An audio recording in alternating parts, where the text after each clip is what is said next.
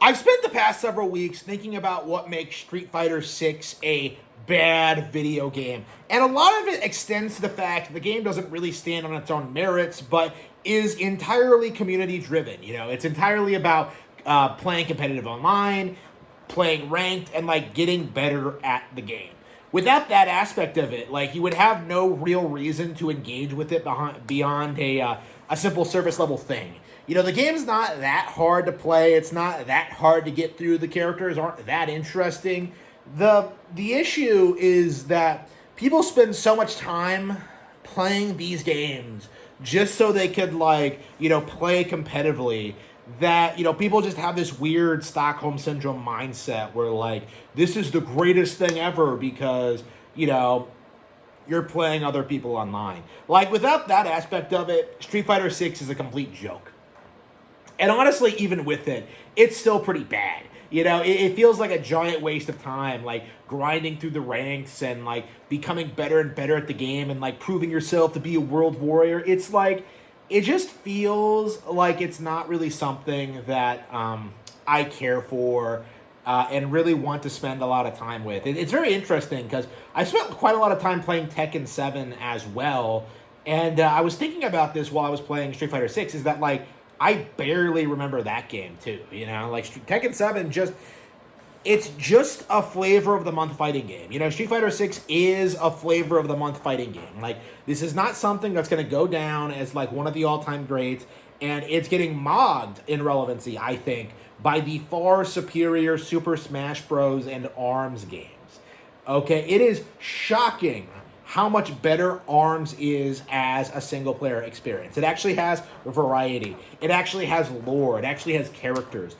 ARMS killed it with its first installment, and I'm sure with all of its subsequent entries, ARMS is only going to define itself more clearly as the competitive Nintendo fighting game. And of course, Super Smash Bros. Is the biggest fighting game in the world and has been since for 2 decades now. Okay, regardless of what Street Fighter fans might want to tell you, Super Smash Bros. Is way bigger than it. So, it's kind of interesting kind of looking at Street Fighter 6 and thinking about, my problems with this game. Why do I hate it so much? What does it come down to? Why is this game, such a huge disaster? And a big thing that I don't see a lot of people talk about is how unbelievably woke it is, right? If you really think about it, Street Fighter 6 just seems to have this based roster of a bunch of characters that feel like diversity hires, okay? You have Aki with her stupid bull haircut. You have Marissa who looks like a man. You have Manon who also looks like a man. You have Kimberly who is a black ninja. Okay, she is the gender swapped version of Yasuke. Okay, you have all these characters that aren't popular, that people don't play, that people don't care for, unless you're a Marissa fan and like her because she's so brain dead easy to use. These characters don't have fans. Nobody cares about them. Nobody plays as them. And they keep getting mogged by the actual relevant characters, the Akumas, the Juris, the Kens. It's just kind of startling, really, to see how all the DEI hire characters have just kind of been fallen by the wayside. And with the re-releases of old characters, with the DLC updates, we kind of see where things are gonna go from here. Where Capcom is gonna keep bringing back old characters through DLC updates, and pretty much all of them are going to immediately eclipse the base roster in relevancy. Alex is a really good example of this, in which, this character was very polarizing, very hated, very controversial initially, but, after Street Fighter 6 made him a heel, and, went through all those, did all that stuff with him, giving him a love interest, and, making her pregnant and all that, it's very sweet and not controversial at all. Alex, became this, huge success story, and is on top of the rankings, this huge success, while Sea Viper with her stupid woke ass haircut and her girl bossy outfit just completely fell off. just nobody cares about her at all. Like, nobody liked it. Like, they needed to do a lot more to make the character more appealing to fans. Okay? Like, Sea Viper was a complete fuck up. She is, significantly less relevant than, like, Terry or Mai Shiranai, or, like, it's very, very interesting to see where we're at with the Street Fighter 6 scenario, in which that, like, they obviously push the DEI agenda onto certain characters, but all of that just is pushed to the wayside because people just naturally gravitate to the characters that they actually like. Okay, like, if you introduce a bunch of new DEI characters, like, well, guess what? Everyone's just gonna play the classic ones. Like, you're gonna see, like, all these people come out and just play up, like, Ryu versus Ryu. Okay, like it's like they can't really replace the old cast, and if they try, that's gonna lead to this situation where people just turn their backs on the franchise. Just look what happened. What happened with Mortal Kombat 11, right? They made the decision to not have Melina in the base game, completely tanked it. People were pissed, and that led to, like, Mortal Kombat 1 not being all that popular. And I would argue has led Mortal Kombat to become, like, kind of a stagnant IP. Like, what we're seeing now is that, like, we're starting to see, like, people in real time, like, react to, like, woke bullshit in games. People see Marissa and they're just like, oh, she's, like, the Abby of this game. Okay. And they don't play as her. They get upset when, like, they have to play against her. And in the end, like, everybody just spurgs out about how awful she is. And how she's fucking ugly. And how she's just, like, a complete waste of a character slot. Like, this is the end result of, like, Capcom attempting to make Street Fighter 6, like, DEI friendly. Is that they shoved all this diversity into the game initially, and it's just resulting in this scenario in which, like, all of their new characters are, aside from maybe Jamie, are, like, pretty badly received, honestly. Like, I don't know anybody who's, like, new in Street Fighter 6 who's, like, super popular and is actually, like, someone who's gonna stick around. Like, is Luke gonna do shit? No. Like, is, like, are any of these characters relevant? Like, the answer is no. It is how it feels. Like, people are just coping and seething about this. And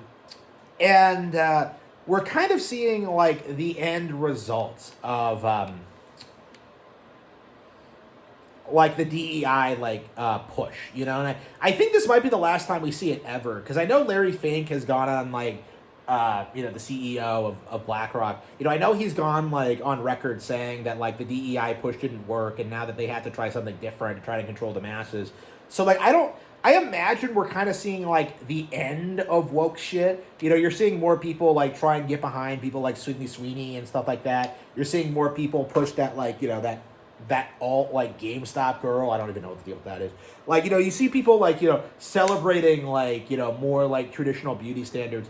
I'm sure they're going to try and, like, do the same thing, just with, like, more attractive characters. It is kind of my mindset. Like, I don't really see, like, Street Fighter getting better, like, once they get rid of Marissa. Because, like, its core problem as a franchise is that, like, it's entirely reliant on the FGC to carry it. Like, without the FGC, like, Street Fighter just has no appeal. Like, unless you're the kind of person who spends, like, hundreds of hours in these games, like, learning every character and, like, becoming as good as you possibly can get, like, Street Fighter just has no appeal. And I would argue, like, yeah, I mean, that's still better than Grand Theft Auto. By the way, Street Fighter is still more profitable than Grand Theft Auto, by the way. Even though that, like, Street Fighter is, like, bigger than Grand Theft Auto, even though it's, like, it's more reputable, like, it's still not that great of a thing. You know what I mean? It's like, I look at Tekken 7, I look at Street Fighter, and, like, I kind of, as a fan of fighting games, I'm just kind of like, when are we going to get a fighting game that's genuinely good? A fighting game that has genuinely good, a genuinely good story, genuinely good characters, a genuinely good single-player campaign, and an online campaign, that an online mode that does not exclusively focus on ranked, okay? Like, how long is it going to take us to, like, find something that actually works. Like, how long are we gonna move past this notion that like Street Fighter is the best fighting game in the world just because like it's the one game that everyone plays online? Like, the simple fact of the matter is that like the genre's in this really weird like rut right now, where like it feels like one fighting game takes off. People play it for like obsessively for like 5 to 6 years. You know, it gets a bunch of expansions. People keep coming back to it, and then sometimes like a completely different game from a completely different series blows up, and that's what everyone flocks to. Like, we saw this with Tekken going into like Street Fighter 6, and like I'm curious like if it's possible that we'll see like something else go forward, because like, you know, the way it seems to me is that like the Dead or Alive comeback is gonna fail. Like, no one's gonna care about Dead or Alive. Like, Tekken's done. You know, Street Fighter, like Street Fighter is just I think it had like a resurgence of popularity because 6 is not as bad as 5, but at the same time like it's still stale and boring, and it still has like the core problems. It just hasn't really gone in like the same direction that like you know, everything else has, where everything else is falling apart. Like, again, at what point are people going to have enough of these boring ass fighting games? Like, the way it looks to me is that like older players are aging out of the game while younger players just aren't really getting into it. You know, it's kind of a cultural phenomenon now where it's kind of observed. Like, you go into these events and it's like 40 or 45-year-old men, okay? Like, you know, old-ass motherfuckers. Like, 67-year-old Max Dude is there. You have, like, you know, Daigo, who's old as shit. You have Justin Wong. It's like, who gets into these games under the age of, like, 25? Like, that's just the reality of it. Like, everyone else is like focused on their careers. Everyone else is like focused on like, you know, having fulfilling personal lives. Like, nobody has time to spend like thousands of hours learning Street Fighter 6. Okay? Nobody wants to do that. Like, it's just, to me, it just feels as if like Street Fighter, it had like, you know, a shot at relevancy. It had a shot of staying relevant. Like, all they would have had to do was make Street Fighter 6 like very anime-esque. They really had to give it a good single-player campaign. They had to give it like, you know, they needed to do more to make it appeal to younger gamers, and instead it just feels like the series is going to fade away into irrelevancy. And considering the moves they pulled with this game, where they focus so many of like the woke aspects on like the newer cast members, like, it's gonna lead to this situation where like a lot of people just aren't gonna look back on 6 all that fondly, because like, what characters were introduced in 6 that anybody is gonna remember? Like, nobody likes Marissa, nobody likes Kimberly, nobody likes any of these guys. Like, they're all just like lazy BlackRock infested characters, and I'm sure the developers know that. I'm sure they see just how much like the general population hate Marissa and really want her gone, and I'm sure we'll see like more of that going forward. Like, I'm sure we're gonna see like some real pushback to this mentality, and then we're gonna start seeing attractive characters in fighting games again. It's very frustrating, like, seeing just how terrible like Street Fighter 6 actually is, and seeing just how many people make excuses for it. Like, so many people make excuses for Street Fighter 6 instead of acknowledging like the simple reality that like this game is just not that good. Like, again, people are only defending it because it's Street Fighter. Like, there's no real rhyme or reason to it, like, outside of that. There's no real reason to make excuses for this game or to say it's good or to say it's worth playing. You know, like, this game is a complete woke, like, DEI infested mess. And if you don't talk about that, if you don't acknowledge it, if you keep like supporting it like blindly, and you keep supporting all the FGC, and you keep supporting like shills like Max Dude, like, it's only gonna get way worse from here. So people really need to realize just how precarious of a position Street Fighter is in right now. Like, people need to understand that Street Fighter is on the brink of failure. You know, right now it is still bigger than Grand Theft Auto 5, Grand Theft Auto as a brand, but I imagine that's no longer going to be true once Grand Theft Auto 6 comes out. And that would have been a situation that could have been easily avoidable if They simply started appealing to younger players.